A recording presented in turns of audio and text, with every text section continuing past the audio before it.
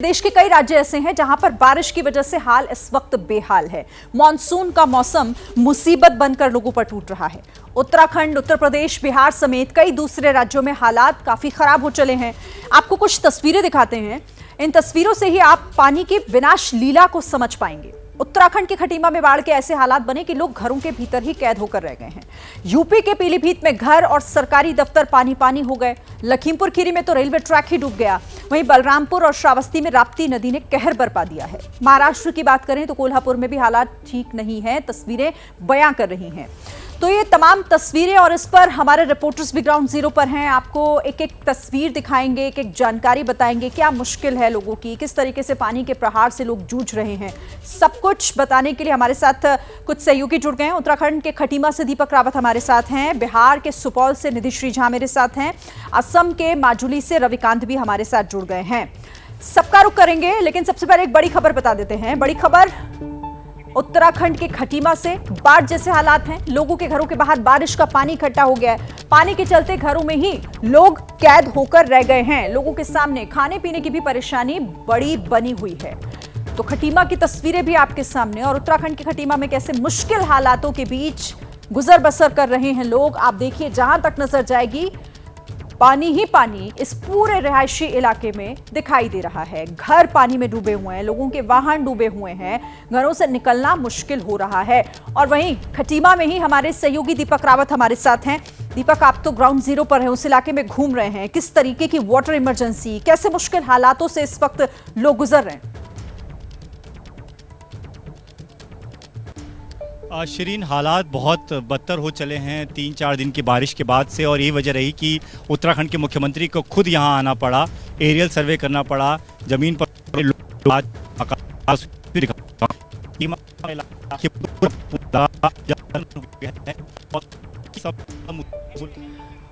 आपसे संपर्क सही तरह से हो नहीं पा रहा है, शायद नेटवर्क का दिक्कत है। मैं आपके पास फिर से आऊंगी, लेकिन जरा हम तस्वीरें एक बार फिर अपने दर्शकों को दिखा दें कि किस तरह से अब वहां पर एनडीआरएफ का भी सहारा लिया जा रहा है। एसडीआरएफ और एनडीआरएफ दोनों टीमें मिलकर लोगों को रेस्क्यू करने का काम कर रही हैं। बिहार में बारिश से लोगों का हाल बेहाल हो गया है। सुपौल में कोसी नदी उफान पर है इस वक्त। बाढ़ नियंत्रण की तैयारी में अधिकारी जुटे हुए हैं। कोसी बैराज के 23 गेट खोलने पड़े हैं। नेपाल के ऊपरी इलाकों में बारिश के बाद यहां निचले इलाकों में सुपौल हो गया, या फिर दूसरे ऐसे कई ऐसे जिले हैं बिहार के जहां मुसीबतें ज्यादा हैं। अब बाढ़ नियंत्रण की तैयारी में अधिकारी जुट गए हैं, और कई जगहों पर तो खुद मुख्यमंत्री नीतीश कुमार भी पहुंचे और वहां जाकर उन्होंने जायजा लिया। लेकिन आप तस्वीरें देखिए, ये कैसे बहता हुआ पानी, और प्रवाह कितना ज्यादा है, किस तेजी के साथ पानी की धारा बहती चली जा रही है, और अब ये लोगों के घरों तक पे घुस रही है। निधि श्री झा सुपौल से ही मेरे साथ जुड़ गई हैं। निधि, तस्वीरें तो बता रही हैं कि किस तरह के मुश्किल हालात हैं, लेकिन ये जो फंसे हुए लोग हैं, जिनके घर बार सब कुछ पानी में डूब गए, कैसे इन तक राहत पहुंचाने का काम हो रहा है? शिरीन, देखिए, गौरीपट्टी गांव में इस वक्त मैं मौजूद हूं, और ये पानी आपको जमा हुआ नजर आएगा, और ये तीसरा ट्रिप है पानी का, यानी बाढ़ तीसरे दौर में पहुंच चुका है इस इलाके में, और पानी बिल्कुल जमा हुआ। और ये जमा हुआ पानी पिछले कई दिनों से है, क्योंकि जब लगभग 3,97,000 क्यूसेक पानी जब रिलीज किया गया नेपाल से, तो वो इस यहाँ पर सुपौल के निचले इलाके में पहुंचा हुआ है। और मैं जिस गांव में हूँ, यहाँ पर देखिए आपको लोग फंसे हुए नजर आएंगे। ये सभी लोग इसी गांव में रहते हैं, और चूंकि इनके पास सुरक्षित जगह पर जाने के लिए फिलहाल कोई साधन नहीं है, लिहाजा ये सभी अपने अपने गाँव में फंसे हुए हैं। और जब हमें देखा है तो सब अपने अपने घरों से निकल गए हैं। अब ज़रा मैं इनसे बातचीत करती हूँ कि इनके घर में क्या हालत है। ये देखिए, छोटे बच्चे को लेकर खाना पीना बच्चे का है? आप बताइए। नहीं है सर, खाना पीना बच्चे से भूख मरा है। तो कब से आप लोग यहाँ फंसी हुई हैं? कोसी बेल में पानी आया रात के, तो 6 बजे, दिन में तो क्या करेगा। कोल्हा में पानी चल गया है, खाना नहीं बना, भूख, बच्चा से भूख मर रहा है। हैं, सब चीज भैंस गेले, भूस भी है, गाय माल का चारा नहीं है। बच्चे लोग के बहुत दिक्कत है। आप लोग ऐसी फंसी हुई हैं? हाँ जी। प्रशासन की तरफ से कोई आया है अभी तक? कोई ना आया है मैडम जी। एक बार जरा मैं तस्वीर दिखा दूं, चूंकि इनसे बातचीत तो करते रहेंगे, लेकिन एक बार देखिए जरा किस तरीके से घरों में पानी घुसा हुआ है। राजेंद्र जी, इधर की तरफ आइए।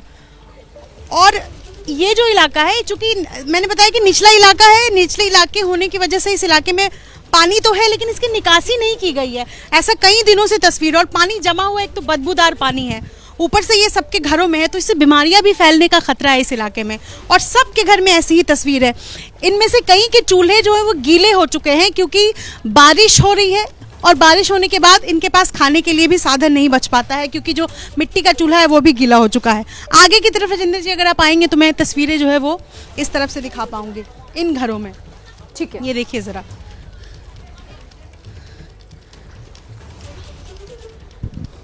ठीक है निधि, मैं आपके पास फिर से लौटूंगी। आप तस्वीरों को दिखाइएगा और साथ ही लोगों से भी बातचीत करने की कोशिश कीजिएगा कि किस तरीके के मुश्किल हालात और हैं, क्या परेशानियां हैं और कैसे वो चाहते हैं कि प्रशासन उन तक कम से कम मदद तो पहुंचाए। दीपक का रुख फिर से कर लेते हैं। दीपक, आपसे संपर्क टूट गया था, अपनी बात पूरी कर लीजिए और तस्वीरें भी हमें दिखाइएगा जरा आसपास की। शिरीन, मैं यही जानकारी दे रहा था कि खटीमा उत्तराखंड का वो इलाका जहां पर 2-3 दिन की बारिश के बाद से पूरा इलाका जलमग्न हो गया और स्थिति ये रही कि मुख्यमंत्री को खुद आना पड़ा। तस्वीरें मैं आपको दिखा देता हूं बेहद करीब से। देखिए, ये जो घर हैं, ये घरों के भीतर तमाम लोग इस वक्त कैद होकर रह गए हैं। उसकी वजह ये कि घरों के पूरे बाहर आप देखिए तो पानी लबालब भरा हुआ है, बाहर निकलने का रास्ता नहीं है। कोई राशन लेने भी अगर जाना चाहे तो जा नहीं सकता है, किसी को दफ्तर जाना है, किसी को स्कूल जाना है, वो कहीं नहीं जा सकता क्योंकि पूरा पानी भरा हुआ है। और मैं भी यहाँ तक इसलिए पहुँच पाया हूँ क्योंकि ये नाव के सहारे ही लोग जो हैं वो यहाँ तक आ पा रहे हैं। तो करीबन 2 से 3 नाव इसी तरीके से चलाई जा रही है और ताकि लोग जो हैं वो अपने घरों तक जा सकें। देखिए, ये भी कहाँ पर फंसे हुए थे सर? मैं रोड पे बैठा हुआ था जी। तो ये नाव का सहारा ये इसी के जरिए जी, नाव का सहारा आना पड़ रहा है हमें। राहत पानी हालात कब से हैं? ये 3-4 दिन से, 3 दिन से काम के लिए इसी तरह जाना पड़ा? जी, नाव से चलना पड़ रहा है हमें। ये हालात हैं जो बता रहे हैं। आप भी क्या इसी तरीके से घर जा रहे हैं? जी जी, कितनी नाव लगा रखी है आप लोग? मैं दवा लेने गया, 2 नाव चल रही है अभी 2 ही नाव चल रहा है फिलहाल, इसी से हो ही जा रहा है हमें। दवाई जैसी जरूरी चीज़ों के लिए भी आपको इसी तरीके से जाना? इसी तरीके से जाना पड़ रहा है हमें। क्या यहाँ पर प्रशासन के लोग आए थे? आज खुद मुख्यमंत्री आए थे क्या? इधर आए थे। क्या बोला गया प्रशासन लोगों की तरफ से? क्या मैं उधर नहीं गया था, ठीक है। फिलहाल मैं घर पे ही था। मेरी तबीयत खराब थी तो मैं भी दवा लेके देखिए, जरूरी चीजों के लिए भी कैसे जूझना पड़ रहा है। ये ऐसी चीजें हैं जिनके बगैर गुजारा नहीं हो सकता और ऐसे में इस तरह की मुश्किल हालात बने हुए हैं। असम में बाढ़ की वजह से हालात बेहद खराब हो चले हैं। असम के कई जिले ऐसे हैं जो पूरी तरह बाढ़ की चपेट में हैं। बाढ़ प्रभावित इलाकों में राहत बचाव का कार्य जारी है। लोगों तक राहत पहुंचाने की कोशिश की जा रही है, लेकिन फिर भी वो राहत नाकाफी कैसे है, इन तस्वीरों को देखकर आपको अंदाजा लगेगा। हर तरफ पानी ही पानी, सैलाब लोगों के घरों तक पे घुस चुका है। अब लोगों के पास अपना घर बार छोड़कर सुरक्षित जगहों पर जाने के अलावा कोई दूसरा चारा है नहीं। लेकिन अभी आपको रविकांत के जरिए वहां की मौजूदा हकीकत क्या है, स्थिति क्या है, ये समझने की कोशिश करते हैं। रविकांत, देखिए, माजुली में हम हैं जो कि पूरी तरीके से नदी में बना हुआ टापू है। सीधा भारत की मेनलैंड से डायरेक्ट जुड़ा नहीं हुआ है। फेरी से यहाँ आने पड़ता है, लेकिन फेरियां बंद हैं, लिहाजा बहुत ज्यादा लोगों को दिक्कत हो रही है। और उसमें जो मुख्य बांध है वो टूट गया है। आप देखिए, ये बांध है जो कि टूट गया है और यहाँ पर लगातार कोशिशें जारी हैं कि बांध को बनाया जा सके, क्योंकि अगर ये बांध जब तक टूटा रहता है तब तक आगे के 50 से ज्यादा गांव पूरी तरीके से पानी में रहेंगे। और हम अंदर जाकर के नाव से उनका हाल लेकर के आए हैं। वो सारे जो परिवार है वो अपने अपने घरों में कैद हैं, उनके चारों ओर पानी है। यानी माजुली खुद एक टापू है और यहां से आगे का जो हिस्सा है वो माजुली से भी कट गया है और पूरी तरीके से पानी में है। यहाँ के एग्जीक्यूटिव इंजीनियर हमारे साथ हैं जो कि इस बांध को बनाने की कोशिश कर रहे हैं। ये बताइए कि कितना इंपॉर्टेंट बांध है ये जो टूट गया है? ये तो बहुत इम्पोर्टेंट बांध है। ये ब्रह्मपुत्र रिवर का ये बांध है। ये एक्चुअली रोड कम एंगमेंट है। इससे नजदीक एक सत्र है, अनुयाती सत्र है और माजुली असम का एक डिस्ट्रिक्ट है जो हेरिटेज है, कला का सब केंद्र है। So it is very important road. ये कितने गांव आगे डूबे हुए पानी में? 10-12 गांव तो डूब गया, लेकिन अभी थोड़ा पानी कमती हुआ। तो आप बता रहे थे कि सारा इलाका मिला करके 50 गांव है। आपने तो नजदीक है, 10-15 गांव तो नजदीक है। बाहर तो थोड़ा पानी गया। इसका जो अगला बार जो फ्लड आएगा वो नुकसान नहीं पहुंचेगा, इसलिए हम इसको 10-12 दिन में बंद कर दूंगा। तो अभी क्या स्थिति है? आगे के जो गांव हैं वो माजुली से पूरी तरह कटे हुए हैं। अभी तो काटा हुआ है, लेकिन दूसरा रास्ता से लिंक कर रहा है एडमिनिस्ट्रेशन, और उसका मदद भी कर रहा है, रिलीफ भी दे रहा है। ये स्थिति क्या माजुली के और भी इलाकों में है? ये परिस्थिति तो अभी तो ठीक ठाक है। इसी जगह पर एक इंसिडेंट हुआ, इसे फ्लड तो ये कब तक ये बांध बन जाएगा? 10-12 दिन में तो हो जाएगा। 10-12 दिन लगेंगे और अभी 8 दिन ऑलरेडी हो चुके हैं टूटे।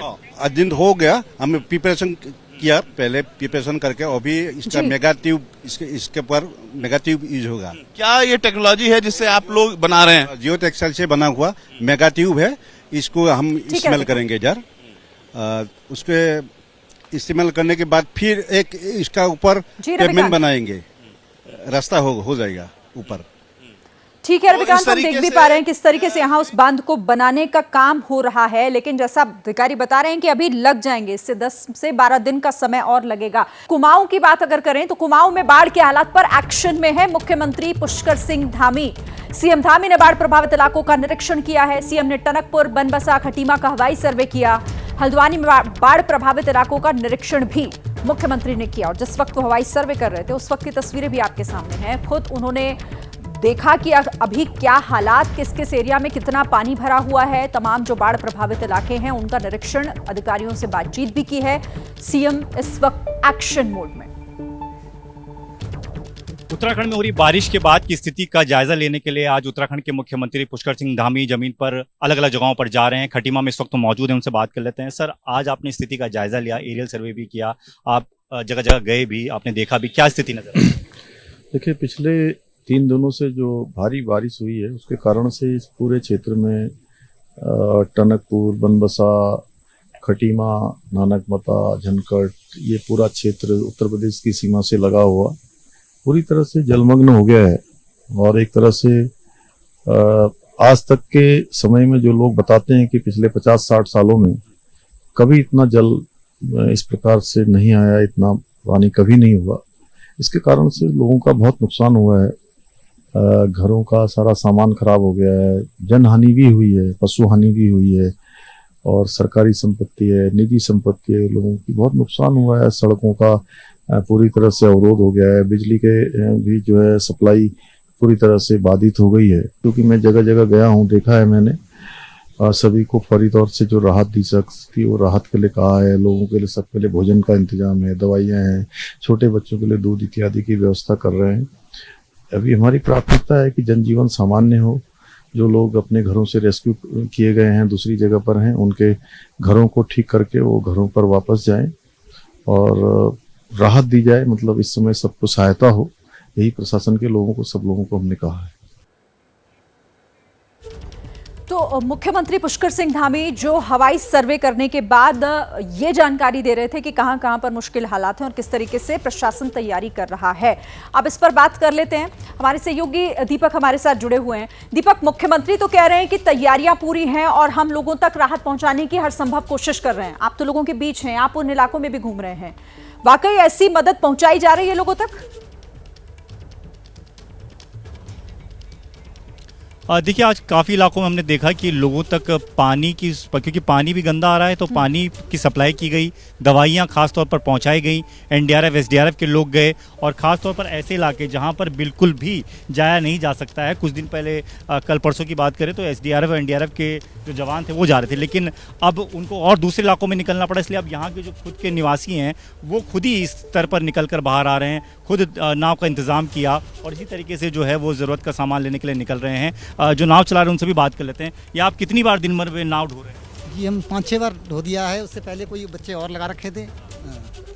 ये इसका कोई आप पैसा वैसा भी ले रहे हैं ऐसे ही? जी, ऐसे ही फ्री में। जी, फ्री में ले जा रहे हैं। तो क्या क्या ज़रूरत का सामान ले आते हैं इस पर? ये राशन पानी जो भी लेके आ रहे हैं, ये लोग जो भी लेके आ रहे हैं या आने जाने के लिए परेशानी हो रहा है, उनको हम पहुँचा रहे हैं। जी, खासतौर पर बच्चों के लिए जो परेशानी हो रही है वो उसकी आगे के लिए हम रोड तक लेके आए हैं, किसी घर में बैठाए हैं कि यहाँ घर में पानी भरा हुआ था। कल भी हम लेके आए हैं, कल ही नाव लेके आए हैं, तो नाव से हम लेके आए हैं। नुकसान कितना हुआ है पूरे इलाके में अगर बात की? जो है घर का ही नुकसान हुआ है, कोई बच्चों को नुकसान नहीं हुआ है, ना बाकी कोई नुकसान नहीं हुआ। घरों का हुआ है, जमीन खेतों वेतों का नुकसान हुआ है। बाकी ये जो राशन पानी वो खत्म हो गया, उन लोगों का सब भीग गया है, खराब हो गया। जी, कल तक तो पानी बहुत ज़्यादा ऊपर तक था, अब थोड़ा कम हुआ है। जी, अब थोड़ा कम हुआ है। पानी कम जरूर हुआ है, लेकिन मैं बता दूं कि इस पूरे इलाके में अभी भी मौसम विभाग ने रेड अलर्ट घोषित किया है, यानी कि भारी से भारी बारिश की संभावनाएं आने वाले दिनों में जताई गई हैं। उत्तराखंड के लिए थोड़ी परेशानी बढ़ा देने वाली खबर है ये। मौसम विभाग ने प्रदेश के लिए अलर्ट जारी किया है। आज बारिश का येलो अलर्ट जारी किया गया है। देहरादून, उत्तरकाशी, टिहरी में बारिश का अलर्ट है। रुद्रप्रयाग, पौड़ी, चमोली, उधम सिंह नगर के लिए भी अलर्ट जारी हुआ है। तो उत्तराखंड में मुसीबत अभी झेलनी पड़ेगी लोगों को। परेशानी वाली ये बारिश होती रहेगी। कुछ जरूरी बातें आपको इस बिग बॉल के जरिए बताते हैं, क्योंकि वाटर इमरजेंसी देश के कई हिस्सों में है, जिसमें उत्तराखंड में किस तरीके से बरसात मुसीबत बेहिसाब देखने को मिल रही है।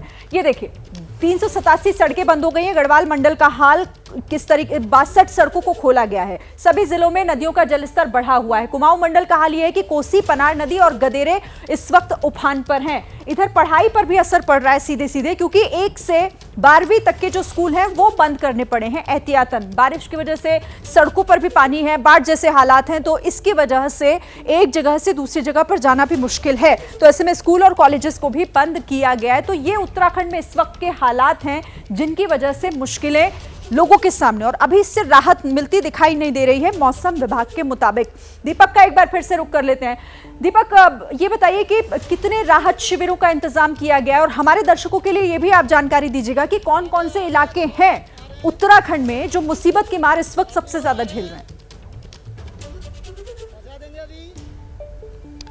देखिए शिरीन, हर साल की ये कहानी है। उत्तराखंड में जब भी बारिश होती है तो जो निचले इलाके हैं वहाँ पर पानी इसी तरीके से बढ़ जाता है जैसी तस्वीर हम दिखा रहे हैं, लेकिन जो पहाड़ी इलाके हैं वहाँ पर लैंडस्लाइड की ज़्यादा घटनाएं होती हैं, और वहाँ पर परेशानी ये होती है कि जो मुख्य सड़कें हैं वो बंद हो जाती हैं, और जब वो बंद हो जाती हैं तो आप समझिए कि वहाँ लोग फंस जाते हैं एक तरीके से। न किसी को ज़रूरत का सामान मिल पाता है, न वो कहीं बाहर निकल पाते हैं। तो ऐसे में अलग अलग जगह कंट्रोल सेंटर बनाए गए हैं। हर डिस्ट्रिक्ट में कंट्रोल सेंटर तैयार किए गए हैं। गढ़वाल कमिश्नर, कुमाऊं कमिश्नर को सीधे तौर पर 24 घंटे अलर्ट पर रखा गया है कि जहां पर भी जिस अधिकारी की जरूरत हो उसे तुरंत भेजा जाए। खुद मुख्यमंत्री ने कहा है कि वो देहरादून के जो कंट्रोल सेंटर है वहां पर उनकी खुद की निगरानी होगी। तो सीधे तौर पर उत्तराखंड के लिए जो खास तौर पर 2 महीने हैं, जुलाई और अगस्त, ये बहुत खतरनाक स्थिति वाले होते हैं, क्योंकि बारिश जब भी बरसती है, हल्की बारिश भी अगर होती है तो भूस्खलन की खबरें बहुत ज्यादा आती हैं। इस तरीके से पानी जमा हो जाता है। तो ऐसे में इससे निपटने की तैयारी जो है सरकार हर साल करती है, लेकिन उसके बावजूद भी तस्वीरें ऐसी नजर आती हैं जमीन पर। फिर वही सवाल उठता है कि ये कैसी तैयारियां हैं कि जब जरूरत पड़ती है तो सारी तैयारियां नाकाफी साबित होती है। उत्तर प्रदेश के लखीमपुर से भी बड़ी खबर है, जहां पर बाढ़ से हालत खराब हो चली है। बाढ़ में करीब 100 मीटर रेलवे ट्रैक बह गया।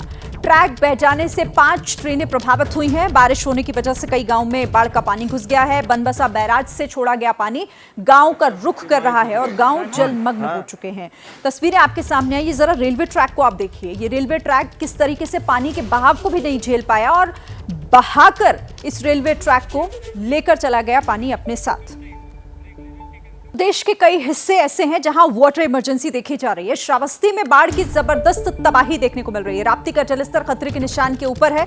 श्रावस्ती में लगातार 5 दिनों से बारिश हो रही है। 45 से ज्यादा ऐसे गांव हैं जहां बाढ़ का पानी घुस गया है। प्रशासन हालांकि पीड़ितों का रेस्क्यू कर रहा है, उन तक मदद पहुंचाने का काम भी किया जा रहा है।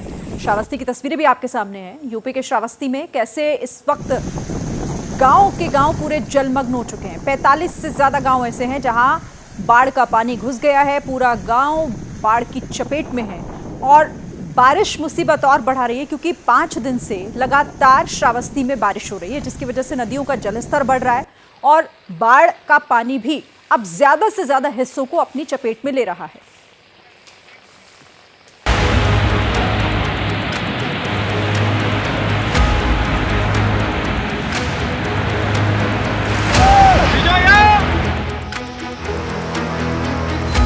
क्या पहाड़, क्या रेगिस्तान और क्या मैदान। आधा हिंदुस्तान इन दिनों बारिश बाढ़ से त्राहिमाम कर रहा है।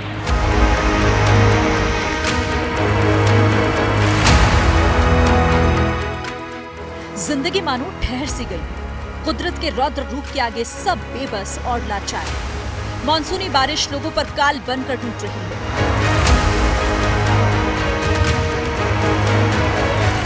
सैलाब सब कुछ बहा लेने पर आमदा है। बरसाती नालों में गाड़ियां तिनके की तरह गई। पहाड़ से लेकर मैदान तक नदियां उफान मार रही हैं। सड़कें डूब चुकी हैं। रेलवे ट्रैक ने जल समाधि ली।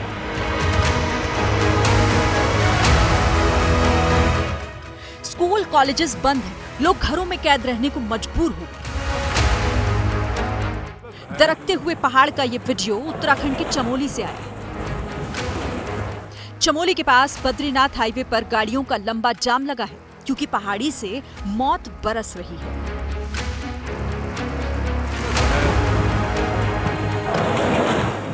ये हाईवे जोशीमठ को बद्रीनाथ से जोड़ता है। अचानक पहाड़ का हिस्सा गिरने से यातायात ठप हो गया है। बद्रीनाथ जाने वाले कई श्रद्धालु फंस गए। उत्तराखंड के कई जिले इस वक्त बारिश और बाढ़ की विभीषिका झेल रहे हैं। उत्तराखंड के उधम सिंह नगर में कई घर बाढ़ की चपेट में आ गए हैं।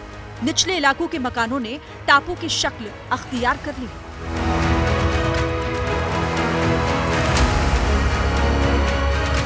खटीमा में लगातार बारिश की वजह से खकरा और एंठा नाले उफान पर हैं। इसके अलावा परवीन नदी में भी पानी बढ़ गया है। लोग घरों में कैद होकर रह गए। खटीमा में इस वक्त हम मौजूद हैं। उधम सिंह नगर जिला है और इस जिले के इस इलाके में हालात क्या हैं वो आपको तस्वीरों के जरिए दिखाने की कोशिश करते हैं। आप देखिए कि जो तमाम घर आपको नजर आ रहे हैं मेरे आसपास, वो पानी में डूबे हुए हैं। घर में जाने का रास्ता नहीं है। घर तक कैसे पहुंचे, या घर से बाहर राशन लेने भी अगर जाना है, बच्चों को स्कूल जाना है, किसी को दफ्तर जाना है तो कैसे जाए। आपको कहीं पर भी कोई रास्ता नजर नहीं आएगा, कोई सड़क नजर नहीं आएगी क्योंकि सारे रास्ते, सारे सड़क जो है वो पानी में डूब चुके हैं। बाहर राशन लेने जा रही है? हाँ, अच्छा, पूरा पानी भर गया। 3 दिन हो गए हैं, पूरा पानी भर गया तो घर के अंदर आ गया पानी पूरा। तो कहाँ से जाएं, रास्ता ही नहीं है। तो आप घर के अंदर बंद है इसी तरीके से? हाँ, बंद है। जब जरूरत पड़ती है तो ऐसे जाना पड़ता है पानी में? जाना पड़ता है पानी में। मैदानी इलाकों का हाल भी कमोबेश ऐसा ही है। भारी बारिश से नदियों में सैलाब आ गया है। तस्वीरें बिहार के गोपालगंज की हैं। नेपाल में भारी बारिश के बाद गंडक नदी उफान पर है। लोग पलायन करने को मजबूर हो गए हैं।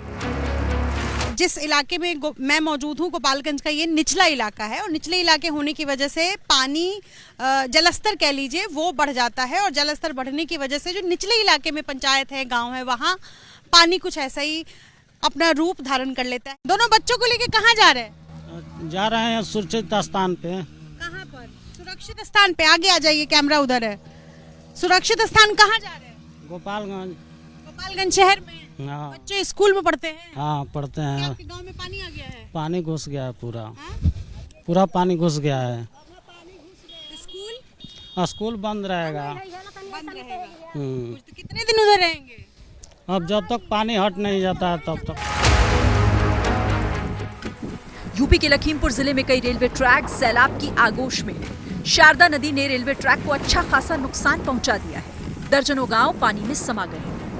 नेपाल से बहने वाली राप्ती नदी ने इस बार भी यूपी के श्रावस्ती जिले में जमकर तबाही मचाई। पिछले 5 दिनों से हो रही लगातार बारिश की वजह से राप्ती नदी अपने खतरे के निशान से ऊपर बह रही है। लगभग 45 गांव में बाढ़ का पानी भर गया है। देश का पूर्वोत्तर इलाका असम, जहां हालात बद से बदतर हो चले हैं। ब्रह्मपुत्र नदी में आए सैलाब से सैकड़ों लोगों ने अपनी जान गंवा दी।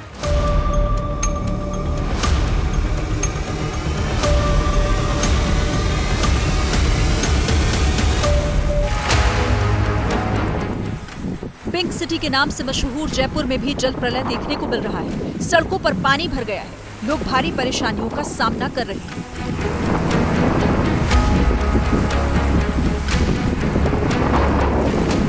असम में बाढ़ से करीब 24 लाख लोग प्रभावित हैं। बाढ़ से जान गंवाने वालों की संख्या 64 हो गई है। बीते 48 घंटों में 6 और लोग काल के गाल में समा गए।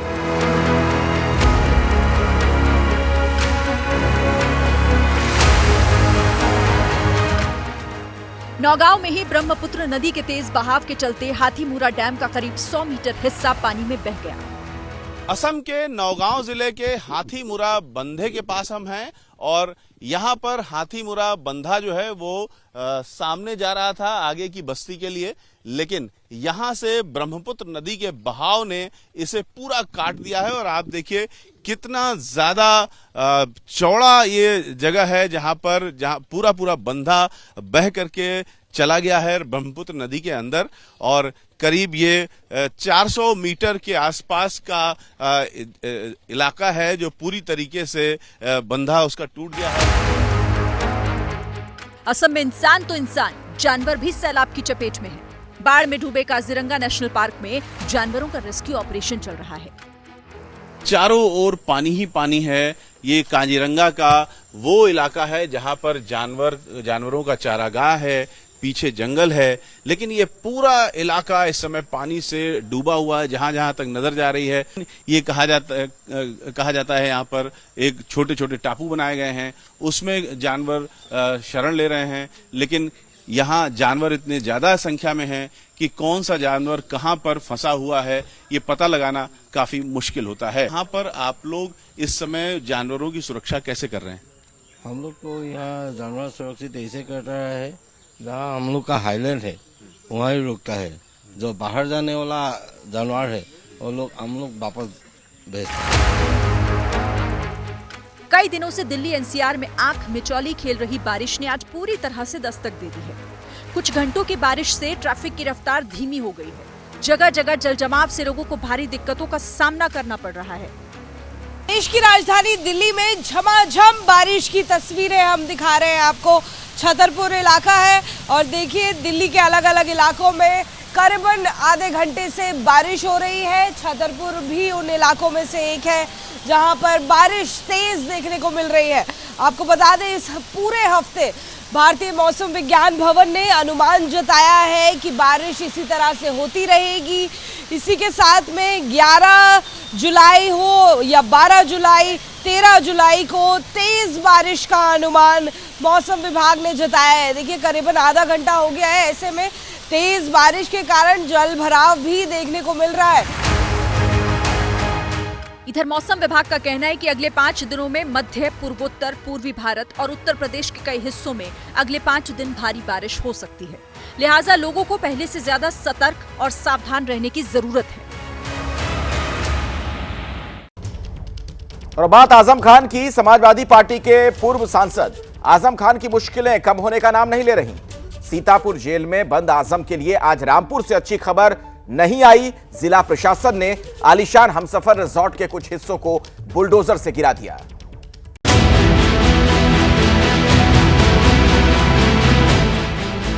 यूपी के रामपुर जिले में प्रशासन का ये बुलडोजर समाजवादी पार्टी के नेता और पूर्व मंत्री आजम खान के हमसफर रिजॉर्ट पर चल रहा है। इस वक्त हम आजम खान के निजी हमसफर रिसोर्ट में मौजूद हैं। आप मेरे पीछे तस्वीरें देख रहे हैं, ये आजम खान का जो हमसफर रिसोर्ट है, इस पर जो प्रशासन की जेसीबी है वो यहाँ पर चल रही है। बहरहाल जो हमसफर रिसोर्ट है आजम खान का, आजम खान की पत्नी और आजम खान के बेटे अब्दुल्ला आजम के नाम है। भारी पुलिस बल की तैनाती के बीच आज सुबह जिला प्रशासन की टीम इलाके में 3 जेसीबी मशीन लेकर पहुंच गई और रिजॉर्ट की बाहरी बाउंड्री वॉल को ध्वस्त कर दिया।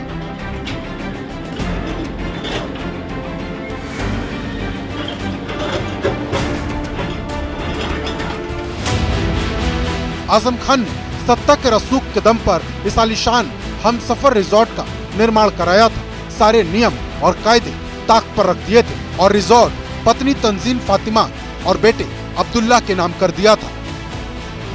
आरोप है कि रिजॉर्ट ग्राम समाज की जमीन पर बनाया गया, जिसे प्रशासन ने पहले से ही गिराने का नोटिस दिया था।